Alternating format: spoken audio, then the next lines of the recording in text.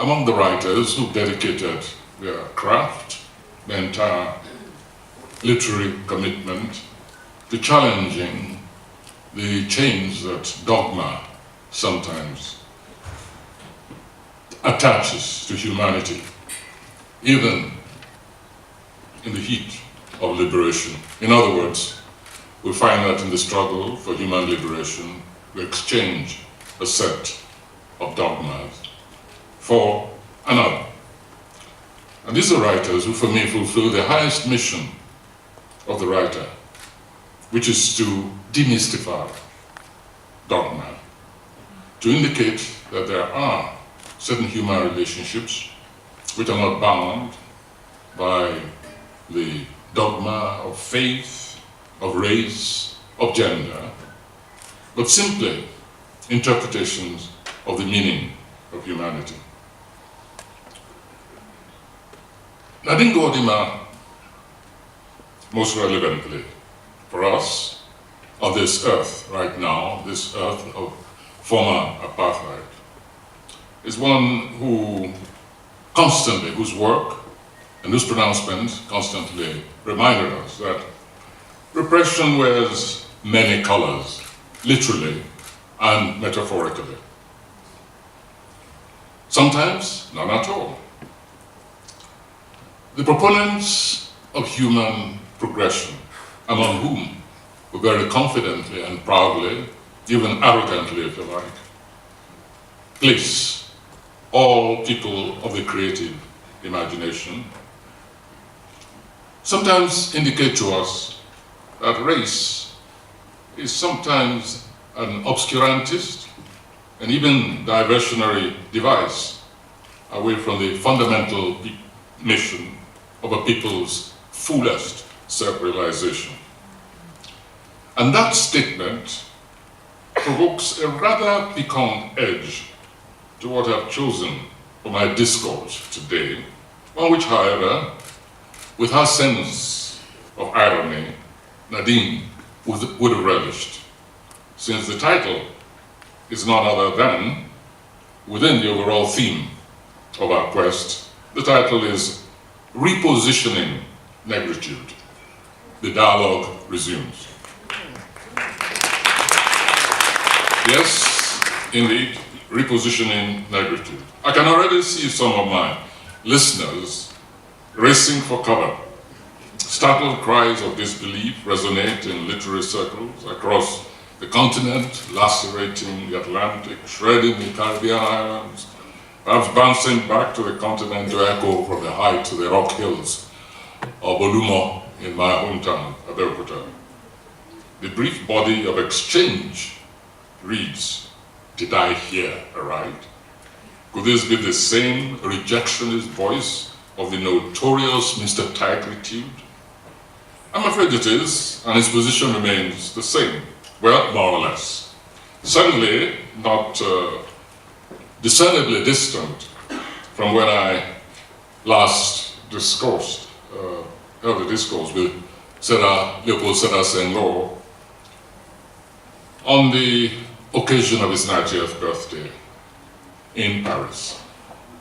However, certain events have intervened in between the twilight years of that grand old apostle of negritude and the present of this continent.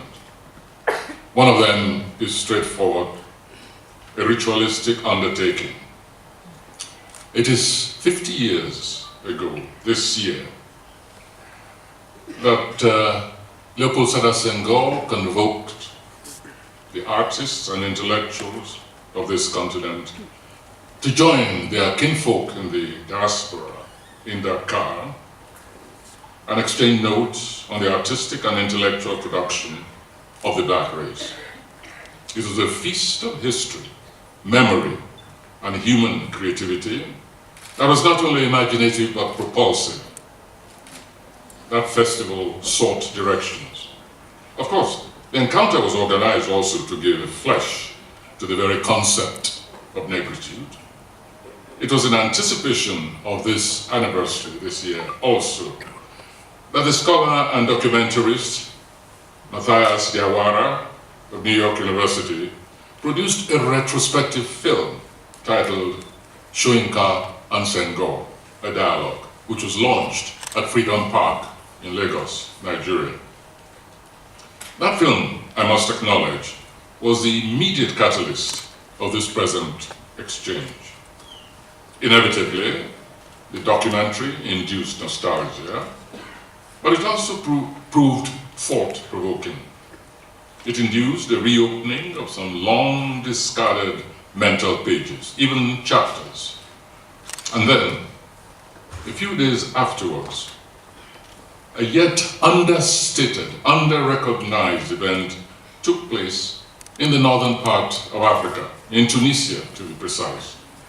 We shall come to that event towards the end of this exchange. For now, let's stick to the cultural terrain. That global first, the Negro Arts Festival, was unique in many ways, but perhaps the most critical for us today was that it left the main question unanswered. That question being, what exactly is being black? What is the being of blackness? The 1966 banquet of art and ideas was itself openly pronounced by Senghor on the need to, I quote, show evidence of the participation of negritude in the universal civilization through the richness of black art. Now break that project into any directional pieces you wish, and we find ourselves considering what tributaries from black African values have flowed into the pool of universal civilization. What unique systems of beliefs, what differences of self-conceiving enable it to critique the rest of the world and propose alternatives, and so on and so forth. In pursuing these considerations, most critically of all today, in these very present and troubled times, what ethical norms do those black tributaries offer the human community? Re-entering that phase of recollection, celebration, and interrogation, that early post-independence prospect of a black African Renaissance, I find myself pondering what Leopold Sédar Senghor and his protagonists of black African being would have made of negritude, the negritude agenda today, which we should recollect was grounded on an innate African humanism expressed before and since then under so many formulations. The African personality, authenticity, all the way to the most current Ubuntu. So how would the formulators of negritude have responded to the dark watershed of the continent's immediate past century? The brutality of civil wars, with among its unique horrors the harvest of child soldiers who currently plague the continent, wiped clean of the most basic humane sensibilities. The curse of incontinent dictators and micro-ultra nationalisms that engender once unthinkable events like the Rwandan genocide, an event that still paralyzes the mind with the clinical thoroughness of its pristine brutality. Or the eruption of xenophobia, triumphalist, fanatical and brutish against fellow blacks in this very South Africa.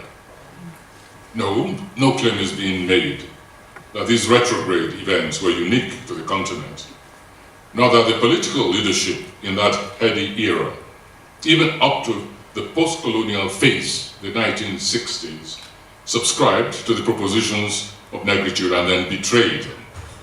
But even those first generation cultural nationalists, genuine, phony, or merely opportunistic, I think will be checked in stride today, I insist, and ponder what manner of African humanism has evolved that permits, and just another current reminder, permits the abduction of 200 plus school children and their enslavement for over 2 years in a forest redoubt, the perpetrators being none other than claimants to the divine mission of spiritual purification of the African soul. The Archbishop Desmond Tutu, modern formulator of negritude's sibling Ubuntu, once visited the Holocaust Museum in Israel. He emerged, visibly moved, but recovered his voice sufficiently to voice the priestly response for a healing humanity. He asked, but where is forgiveness in all this? One can reasonably project that the priest of negritude, Senghor, encountering today the butchered remains of over 100 students in a citadel of learning in Nairobi, a university campus, would respond to that massacre of young minds with the lament, where is negritude in all this? On further probing and encountering the agenda, we dare not call it philosophy, of the hands that wreaked such carnage, the same cast of minds that abducted those Chibok school pupils, our rhapsodist of African womanhood would search in vain for his muse of African humanism, as symbolized by African womanhood, which, however, is now buried under the black shroud that the spiritual marauders of the black continent have decreed for the complete depersonalization of African womanhood, on pain of 100 or more lashes, amputations, and even death. Negritude appears to have met its match. Remember Senghor's famous hymn to African womanhood? Let us savor just a few lines of it. Naked woman, black woman, clothed with your color, which is life, with your form, which is beauty. In your shadow I've grown up, the gentleness of your hand was laid over my eyes. And now, high up on the sun-baked pass at the heart of summer, at the heart of noon, I come upon you, my promised land, and your beauty strikes me to the heart like the flash of an eagle. Naked woman, dark woman, firm-fleshed, ripe fruit, somber raptures of black wine, mouth making lyrical my mouth, savannah stretching to clear horizons, savannah shuddering beneath the east wind's eager caress. I sing your beauty that passes, the form that I fix in the eternal, before jealous fate turns you to ashes to feed the roots of life. But what is the prospective fate of Senghor's muse, the black African female today? If we wish to be sarcastic, we would say that she is indeed transfigured into transcendental negritude, since she is now decreed clothed in a dark tent, in total blackness, which is invisibility itself. That was once the fate of the black slave, male or female, as captured in Ralph Ellison's Invisible Man. Only now, of course, the 21st century slave is, according to the revivalists, just the black woman, revealed in the theology of the Al-Shabaabs, the Boko Haram, the Ansar Din, and other would-be messengers of a new divinity hitherto unknown to Buddhism, to Hinduism, to Islam, or Christianity, or the worship of the Orisha. Now, of course, the continent of negritude Africa has not yet reached that abyss of total subjugation, but the attempt is ongoing at great cost to human lives and human development and black dignity. Nor does each frustrated attempt end in diminished checks. No, it merely goes into recession. It retreats into the accommodating body of a continent through the foot, reappears in the knee, and is soon encountered in the spine. It has begun to mount the head. For our impressionable youth in places on this continent are being weaned, thoroughly indoctrinated on the most pernicious doctrine of human separatism that the world has known since World War II. Who in 1966 would have thought that the heritage of African learning, so proudly on display in Dakar, preserved by dedicated families throughout Mali, would come close to ashes to join the rubble of architectural monuments raised by devoted hands to their sages, Islamic sages, we might like to note. Left strictly to the new spiritual ideologues, they would by now be mere wisps of an increasingly elusive past, to be sung perhaps by griots in secret caucuses, who in turn are fearful for their lives as the purity vigilantes patrol the streets in hunt for those they would call religious backsliders. Negritude, at least revere the ancients, instructs us on, indeed celebrates the spirit that permeates all things and the continuum of mortal existence, even through ancestral awareness. At the first incursion of the new spiritual revivalists in northern Nigeria and Mali, the ancestors have never known a moment of peace. How tedious, puerile, and futile, but fatal, however, their antics must seem, when instead we listen to the sermon of Birago Diop. Listen more often to things rather than beings. Hear the fire's voice, hear the voice of water. In the wind, hear the sobbing of the trees.